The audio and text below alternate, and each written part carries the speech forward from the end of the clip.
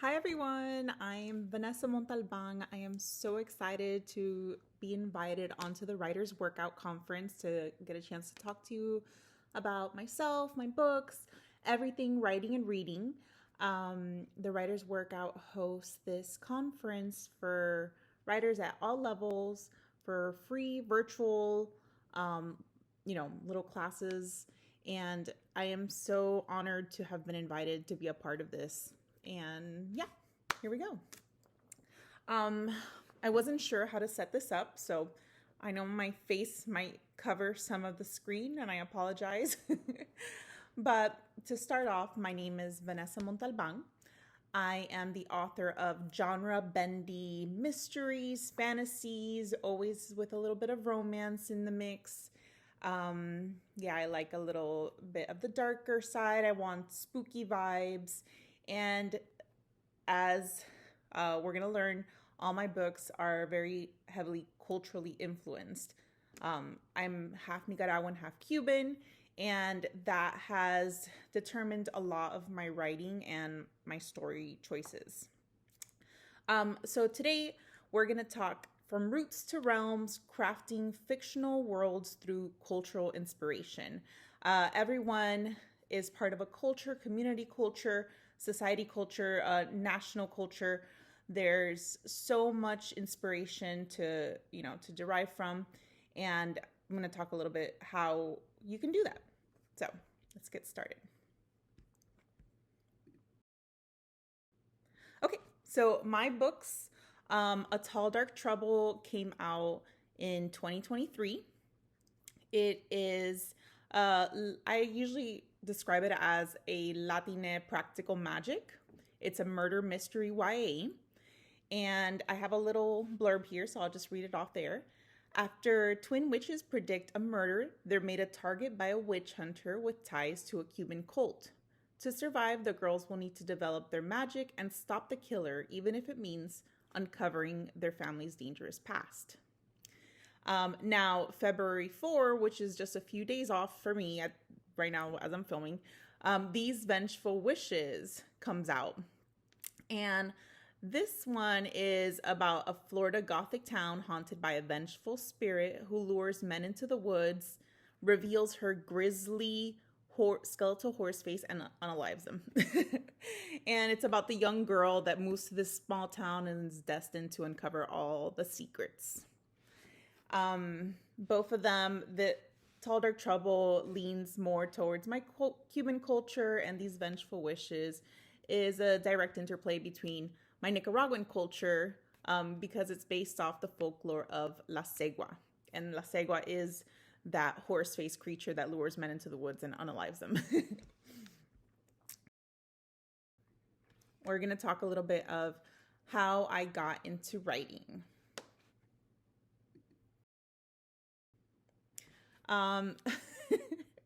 These are little baby photos of me. As you can see, I was dressed as Belle. She's always been, our story loving icon. Who doesn't want a castle of books? Fairy princess. My family used to call me Alice in Wonderland because, my head was always up in the clouds. I'm always dreaming up ideas. Like daydreaming is my favorite hobby, honestly, to this day. So yeah, I've always been a lover of stories. I've always written like poetry, played around with language, and I've always been a big, big reader. So that's the number one thing, right, is reading. Okay, up next, I wanted to include a timeline of from when I first really started taking writing seriously to when I publish, because a lot of times, you see things online and you think that successes happened overnight, but it really was a long, arduous process with lots of ups and downs along the way. And I'm really happy where I am now. So it just took a lot of time and eventually paid off. But in 2008, when I first turned 18, the first thing I did on my birthday was go get my insurance license to sell health, life, and annuities.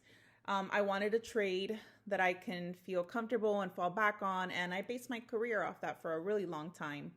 Um, in 2020, I had gone back to school for creative writing because even though I had spent my life doing other things, I had never stopped reading, I had never stopped writing. Well, for a brief time in high school, I stopped doing everything that had to do with books. But I came back. I came back. In 2020, I went back to school for creative writing, and during which I was writing A Tall Dark Trouble. And a lot of those classes that I took at UCF really helped hone my skill and gave me the confidence to publish. So I do owe a lot to my school and my teachers and my peers, especially this. This is something that I always recommend to new writers, especially if you get a chance to take a screenwriting class. I highly recommend it.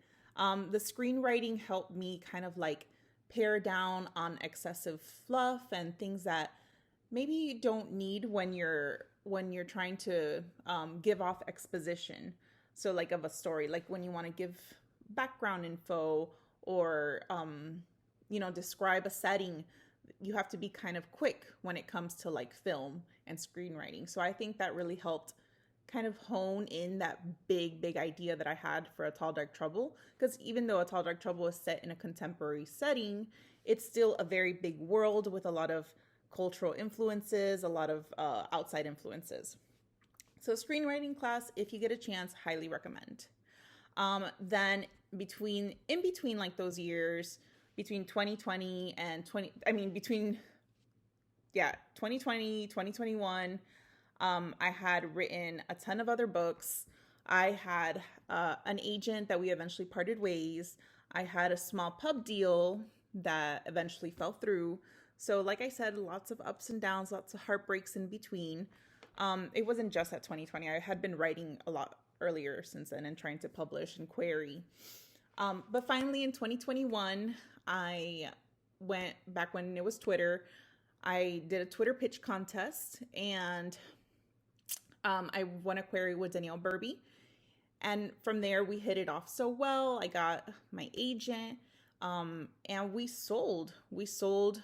A Tall Dark Trouble. It was, we got it on a preempt. So before it was able to go to auction, they did offer me a 6-figure deal. So it was a huge deal to me, and I was overjoyed. I still am. I still pinch myself all the time that I get to do this. Okay. So yeah, as you can see here, like it's been quite the journey. I've been able to do a lot of cool things. I am at my heart a really big introvert. I have social anxiety. I get super scared around a lot of people. And I've had to continuously step out of my comfort zone in this career. And I think that's one of the things I'm most proud of is being on the stage, going to signings, doing panels, doing more events. Like it's been pretty cool. And Tall Dark Trouble did win the Gold Florida Book Awards for the YA category. And so that's another career highlight right there. Okay, so now to switch gears into what we came here to talk about, right? Writing culture into our books. So here are 2 examples, books I've loved with a strong cultural influence, right? First is City of Brass. And City of Brass is based on 18th century Cairo during Ottoman rule. It takes place both in Cairo and a fictional world of magic and jinn. But from the foods, the political power struggles, the societal conventions and expectations, even the folklore, all work together so incredibly powerful to create this sense of place and characterization. I was really blown away by the City of Brass. So if you're looking for a good example of what we're going to talk about today, I highly suggest picking this one up, as well as this next one, Don't Date Rosa Santos, which is a very sweet, beautiful book, very close to my heart, because it's the first book that I really read with strong Cuban influences and a town that reflected the town that I grew up in. And you would think it'd be so niche, but it's not. Like the story can, multiple people from multiple cultures can find a connection with these stories. And that's the beauty of, culture, that it can reach many people and many people can enjoy it. So, Donde Rosa Santos takes place in a fictional small town of Port Coral in Florida. But the essence of South Florida, the humidity, the beaches, the food, the people, is so vibrantly in there. The way Rosa views the ocean in this story is a direct influence on the stories she heard growing up. So in this story, the generational lore that claims that the sea takes every man destined to love a Santos woman. But then Rosa falls in love with a boy whose family owns a marina. So her culture, the way she was taught to look at the sea, directly affected her characterization, and it directly affected the plot. Her falling in love with the opposite of what she would need in that moment. Which creates a wonderful tension-filled love story. So yeah, 2 books, highly recommend. Okay. How my culture influenced my debut. So A Tall Dark Trouble is very heavily influenced in growing up in Miami, growing up around Santeria, which is a Catholic Yoruban-based religion, very popular in Miami and in Cuba. And so my magic system was also built very heavily on the spiritism that lives in the Caribbean islands and Cuba's history and government, because A Tall Dark Trouble is a dual timeline. So half of it takes place in 2016 Miami, and half of it takes place in 1980s Cuba, during the Mariel boat lift, which was a mass exodus of Cubans that brought like 125,000 or more Cubans to Miami, Florida shores.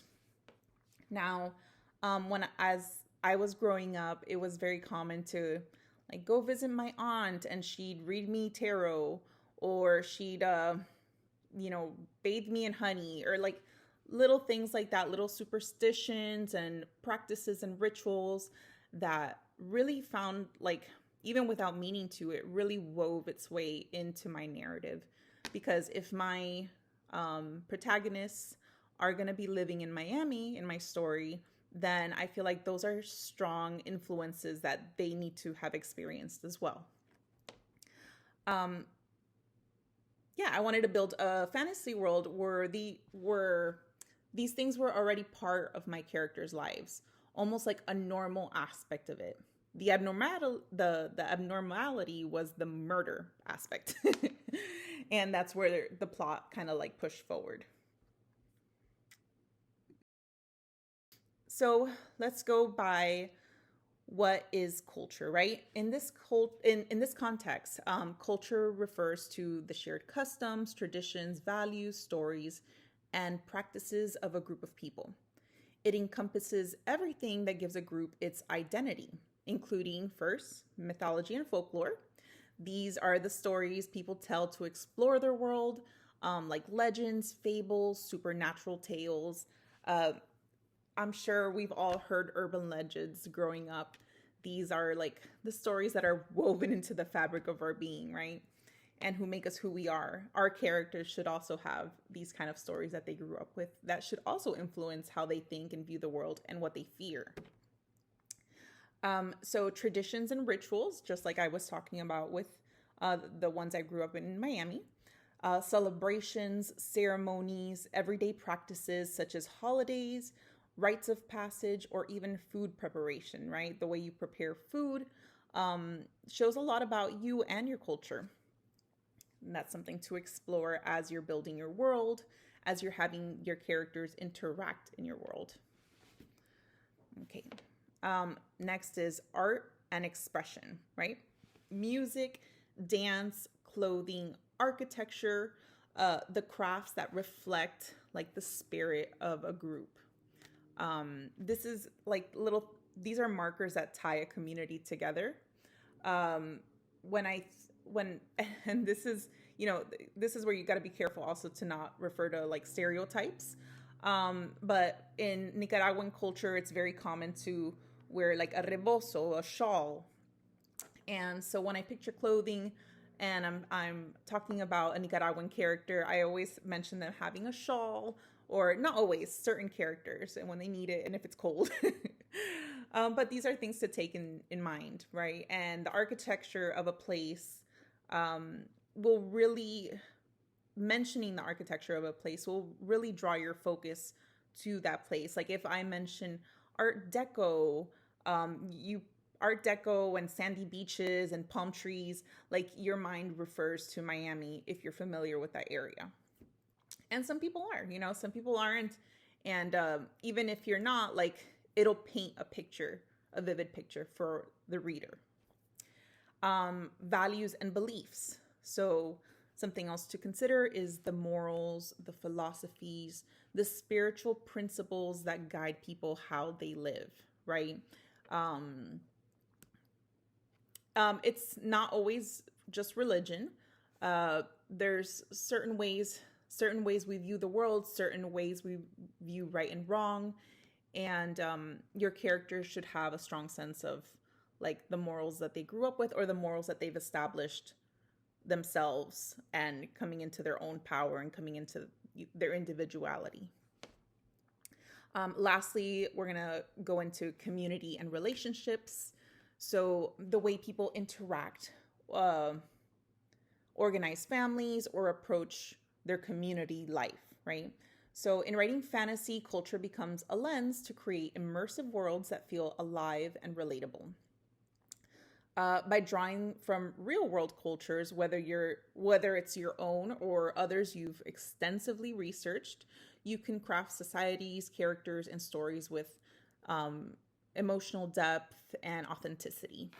The goal isn't to copy a culture, but to use elements as inspiration for something new and imaginative. Even if your fantasy world is not based in like our human world, it's a completely different world that you've crafted and created. You focus on the spirit of like the real world, right? Even the most fantasy-esque story you can think of is a reflection of our real world. So there's always something to draw from.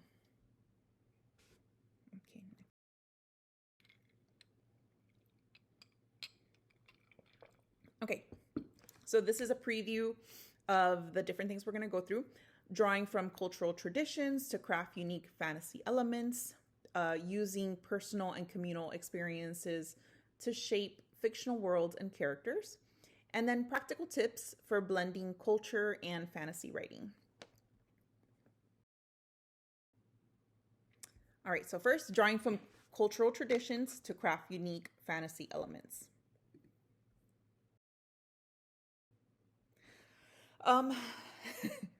I love this little graphic. I'm Twister obsessed. Like I love the movie Twister so much. And like that one has a strong sense of culture, right? Like Oklahoma, like if you've seen the new one, it's very Oklahoma. It's very like what feels Western and anyways, back to the graphic. So everything, your morals, your beliefs, your experiences, and your culture all like weave into the fabric of your lives. So you are unique. Your stories are unique as well. Cultural experiences are a rich source of inspiration, and incorporating cultural elements can make, like we talked about, the fictional worlds feel more authentic, more unique, and make your characters feel more alive.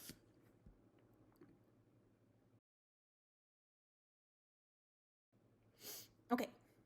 So my first tip, of course, is a no-brainer. Do your research, whether it's your culture you're deriving from, or one that you find fascinating. Research and accuracy will make the reader experience more enjoyable and will make your story feel richer and more authentic. It'll also, prevent you from falling into like stereotypes and really getting into the heart of why, like the spirit of things, of why a society runs this way, or why these stories, where do they come from? Cultural traditions are a treasure trove of inspiration for fantasy world building, from myths, rituals, architecture, and governance.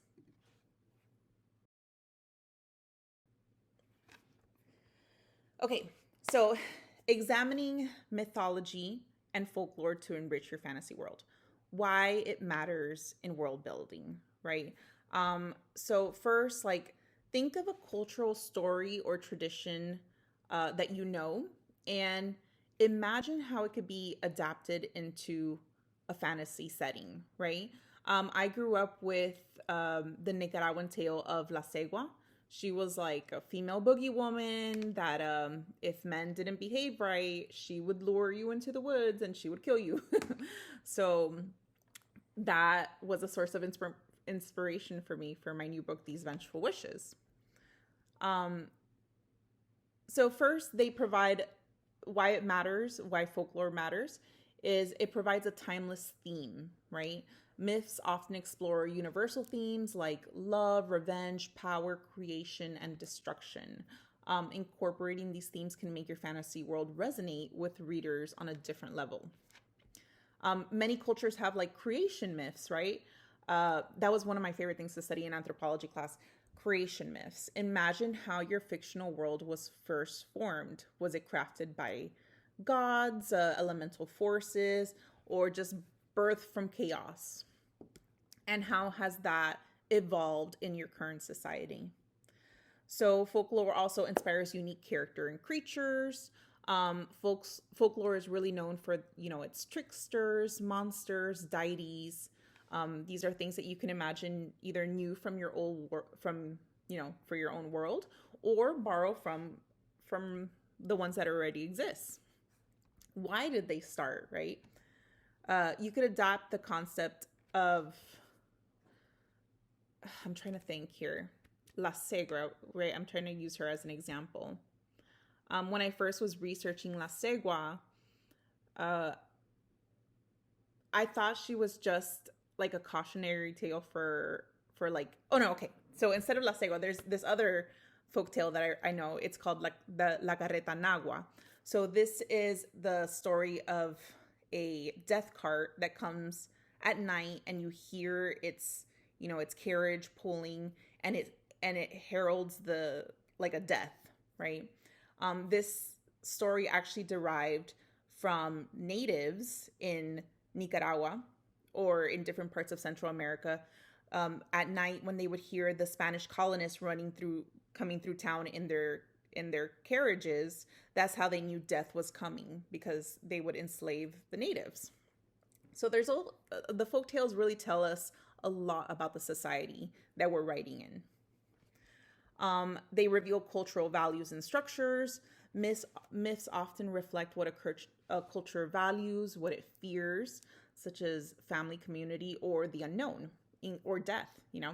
Incorporating these elements into your world can make it feel authentic and lived in. And they add depth through symbolism. Myths are so rich in symbolism. They can add so much meaning into your world. A serpent might symbolize wisdom instead of danger. Or maybe the society uses a lot of snake motifs. And instead of it meaning something dangerous, it could mean something like life always slithers on. The world is your oyster. You can make it up as you go. So how to use it, apply it to fantasy writing. So let's reimagine it. You can also reimagine existing stories. So you can take a well-known myth and adapt it to fit your world, change its context, characters, and make it something unique. Instead of for example, instead of a flood myth where gods punish humanity, maybe the flood is a benevolent act to bring water to the community. Sorry. Okay, and then you can create original myths. So you can invent your own myths to explain phenomenon or history in your world. Think about how early humans created stories to make sense of their environment. So here's where you bring more of like the textural setting. Like, is it a desert? Is it are there multiple seasons?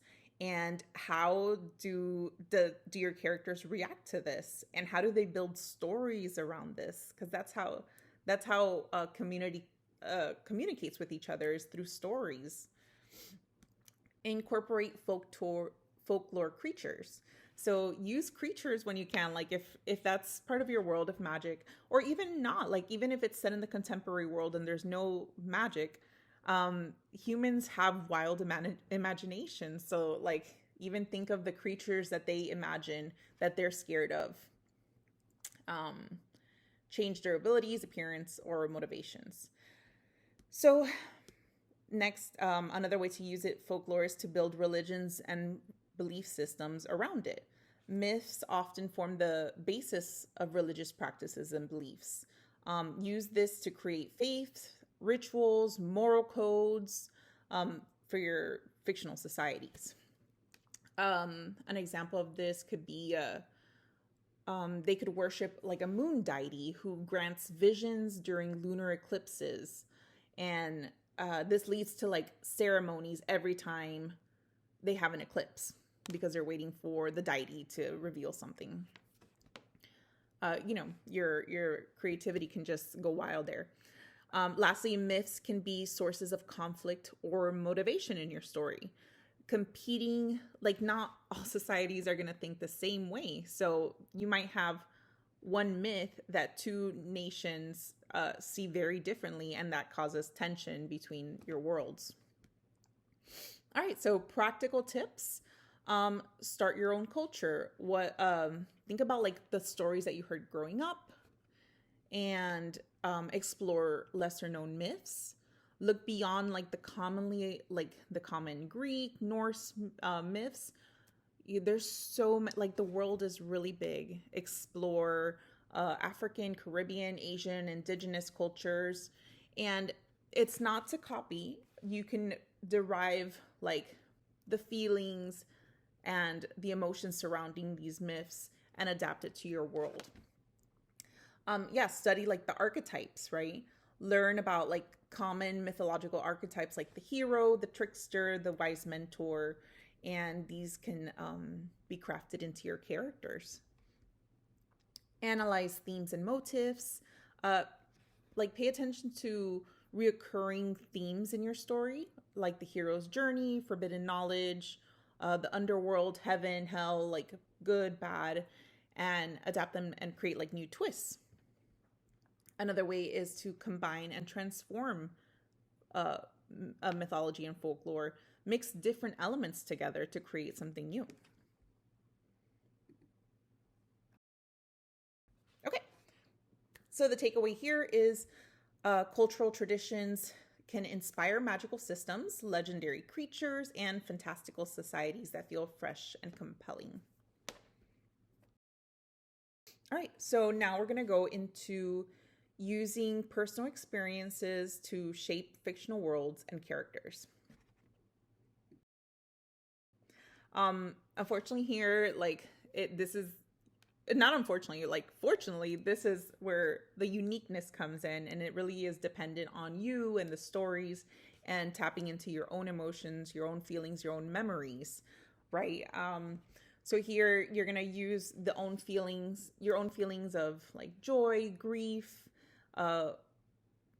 when you're considering culture, when you have certain memories tied to certain events and things and rituals, like there's where you have to kind of do a lot of more like self-analyzation and really tap in, like consider unique memories, like consider a memory that stands out, a family tradition that felt like more special and magical, a moment where you learned a really hard lesson, a moment that you connected with your community, that you felt part of a community, and think of how you can, evolve that into your world.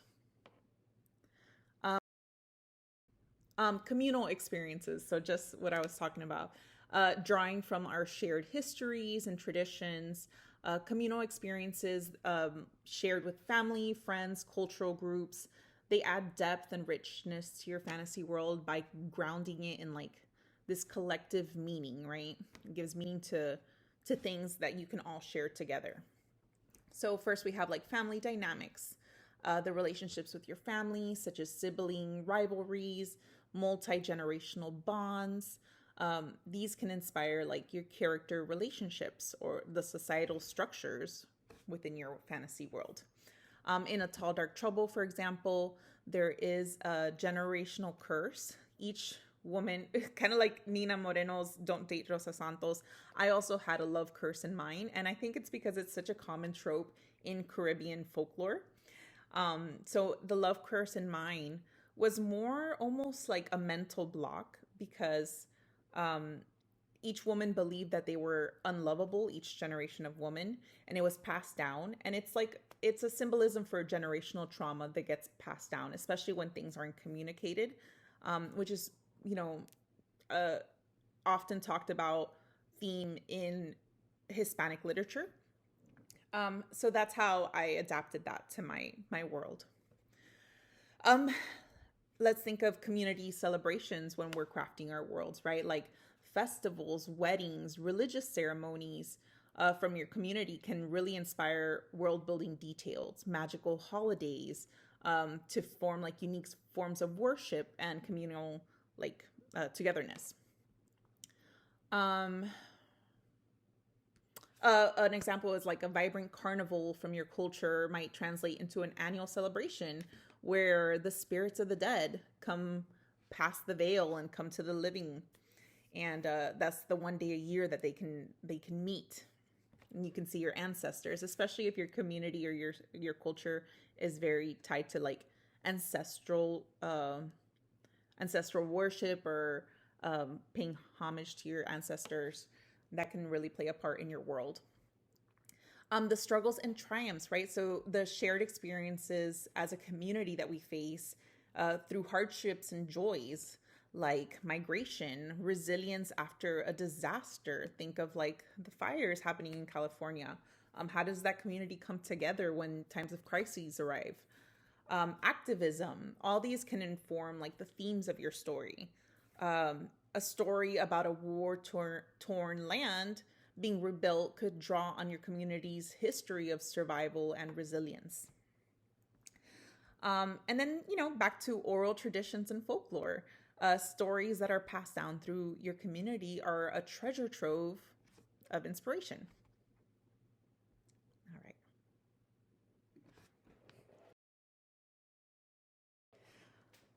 Activities that you can explore, writing prompts, right?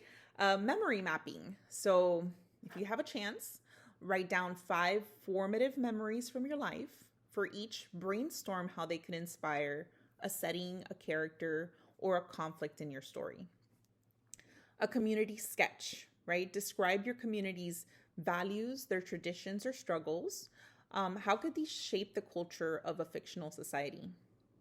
And then, if you have a chance, try a character exercise. Base a character on a person from your life, a mentor, a rival, a childhood friend. Imagine how they might behave in a fantastical world. Or go people watch. There's so much inspiration out there for new characters.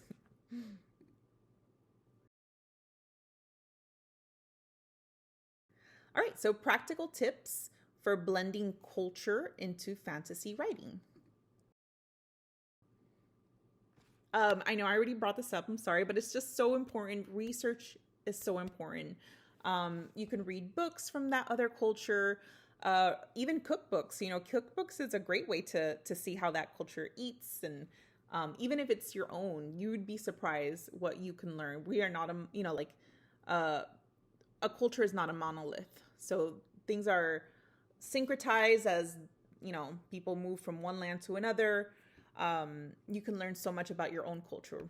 So watch documentaries, films, and seek out anthropology sources. There's a ton of websites out there that you can find that are anthropological sources where you can find oral stories by natives or from different cultures around the world. Um, focus on the spirit, right? Instead of lifting elements directly, like using a specific god or a ritual, explore the underlying themes and the values that those elements represent. Um, Here's an example. Like for La Segua, the story of La Segua varied so much from country to country in Central America. It's even spelled differently in different countries. One account had La Segua as an ungrateful daughter who was cursed. Another account had La Segua being betrayed by a rich man, which is ultimately what led me to the inspiration behind the Segua in my story. You might discover like regional twists that could inspire distinct magical creatures or systems in your fantasy world. Represent with complexity. Cultures are not monoliths. Show the diversity and nuance within a culture rather than relying on oversimplified or exoticized, like making it exotic just for like, shock value or whatever. Be open to feedback. So whenever possible, look for feedback among friends, look for people in that culture that you can get feedback from, authenticity readers whenever possible. Okay. I'm running a little long, so I'm sorry. Building a magic system. So magic systems are often reflections of how people in the world view the universe, power, and spirituality, right? So in a way that you can do this when you're thinking about building your world is look at your culture's perspective on like balance, energy, the relationship between humans and nature. Consider again their religious beliefs. Explore how the cultural attitudes work towards like life, death, the afterlife. That all might play a role in your magical power, because magic often arrives from like the needs of a community. So if you live in if your setting is like this desert world, maybe a magic that springs up is someone that can create water. Okay, so build magic around cultural practices and traditions. Everyday traditions and rituals can provide a framework for how the magic works in your world. An example of how to do this is examining like the dance, the music, the cooking, the storytelling, and make them the conduits for the magic, right? Maybe the ceremonial acts like the weddings, the funerals, the coming of age rituals, all of them are maybe a magical rite. Consider like cultural artifacts, charms, masks, instruments for channeling that magic. So in A Tall Dark Trouble, the Cuban beliefs are integral to the world. So I used a lot of like tarot, divination, ancestral magic, and that's all woven into the magic system. Like symbols as the jet stones, candle magic, protective baths, all those are woven into the magic and the world. Define the rules based on the cultural beliefs, right? So the boundaries, what is considered taboo in this society? These can all help shape your magic system, right? It has to have like a sort of limit. Does society's culture limit or does it regulate magic? Are there things that must never be done with magic or prices that must be paid? Explore who has access to magic based on cultural hierarchies, such as like shamans, elders, specific bloodlines. Think about the consequences of breaking magical rules. Are they spiritual, social, or both? An example is in a culture where in a culture where like it's where harmony with nature is vital, absolutely vital. Use magic to exploit or harm the environment might result in loss of one's power or even exile from that community. So a question to consider is, how does this culture feel towards life, death, and afterlife? Yeah. Okay. This is just going in a little bit more in depth. Questions to consider. Consider the culture's fears and desires. Are there magical protections against betrayal, sickness, or war? Right? Magic can reflect the needs of a culture. So if they fear something, the magic system can derive from there. Think about how you're using language, storytelling, and cultural conflict. Language and oral traditions are powerful tools that can shape how magic is performed or recorded. So use elements of your culture's language, proverbs, chants, idioms, for spell casting, or even just as part of like building that atmosphere of your world. Cultural diversity in your world is can lead to different interpretations of magic, right? Different societies will think of magic in a different way. This creates like opportunities for conflict in your world and richness. Maybe the magics are different from region to region.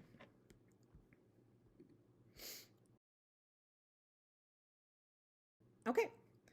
And building with respect and authenticity. So, again, whether you're drawing from your own culture or someone else's, respect and care are essential.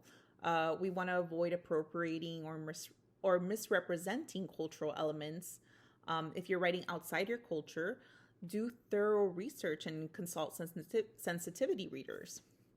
Focus on portraying the culture as multidimensional rather than reducing it to stereotypes. And then, embrace creativity, but honor the roots. Don't be afraid to like get creative, blend the cultural elements with new ideas to create something unique, but always honor like the spirit of the source.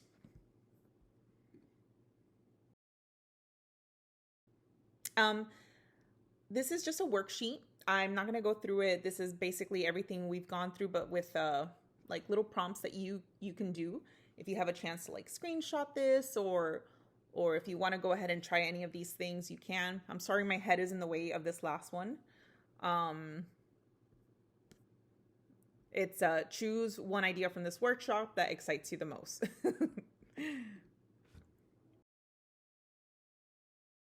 And thank you so much for listening. Like, this was such a good time for me. I love talking everything, writing and brainstorming. Like, that's my favorite part of the journey, right? Like, of starting a new story is brainstorming the idea, building the world, and then transferring it on right to paper. That's the hard part. But I appreciate you all so much for listening. And if you have any questions, please feel free to reach out to me. I'm very active on Instagram. I'm at VV Montalban. You can visit me there and DM me. I love chatting. Okay. Well, thank you so much. Thank you, Writers Workout, for inviting me on. Take care.